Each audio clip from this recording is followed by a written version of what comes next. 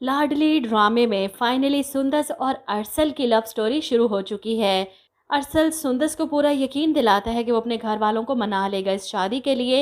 इसे इस कदर यकीन था कि वो एक बार बाबा से बात करेगा और फौरन हामी भर लेंगे, लेकिन शायद अपनी लाडली बहन का अंदाज़ा नहीं था, जो उमर भाई के लिए सुंदस को रिजेक्ट कर चुकी है, वो अरसल भाई के लिए कैसे इसे अपनी भाभी के तौर पर तस्लीम कर सकती है। और यहीं पर इस घर में फसाद खड़ा होने वाला है।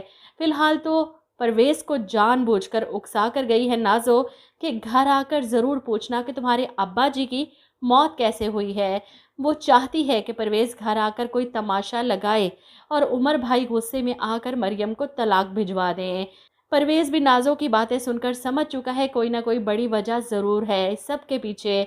और जब मरियम कुछ बातें नाज़ो की बताती है कि इसने मेरे बच्चे को भी मार दिया, तो यहाँ पर परवेज़ फैसला सुनाता है कि अब तुम दोबारा उस घर में कभी नहीं जाओगी। ये सुनकर मरियम ऐसे तड़प जाती है जैसे परवेज़ ने इसे कोई अनहोनी बात कह दी हो। इसने तो अभी अपने अब्बा जी की नहीं मानी, तो अपने भाई की कैसे मानेगी। इसे बहुत शौक है उमर की बीवी बनकर उस घर में ज़लील होने का, नाज़ो के हाथों रुस्वा होने का और इन घर वालों से आए दिन माफ़िया मांगने का।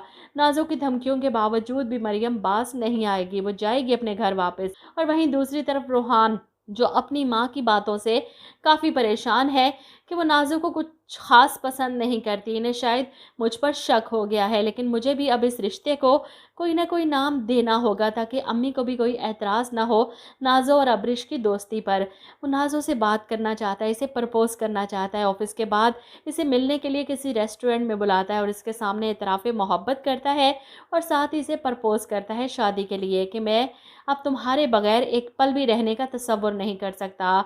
नाज़ो तो इस इज़हार मोहब्बत के बाद हवाओं में उड़ती है कि इसने जो चाहा इसे मिलने वाला है।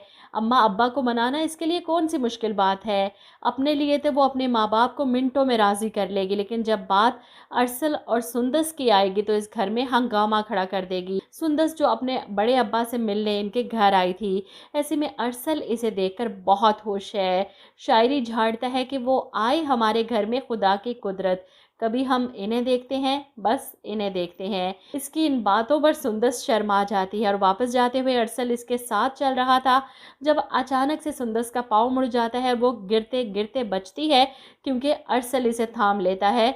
बड़ा फिल्मी सा सीन हो गया।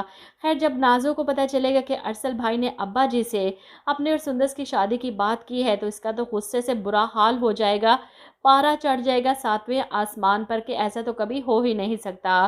सुंदस आप इस घर में मेरी भाभी बनकर कभी नहीं आ सकती। अब सामने भी अरसल है, कोई उमर भाई नहीं जो इसकी हर गलत बात और इसकी हर जिद पर इसका साथ दे। वहीं दूसरी तरफ बदले की आग में जलता हुआ तबरेज़ सुंदस से बदला लेने के लिए इसे अगवा करने की कोशिश करेगा, जब अरसल आकर इसे बचाएगा इन लोगों से और तबरेज़ को पुलिस के हवाले करेगा।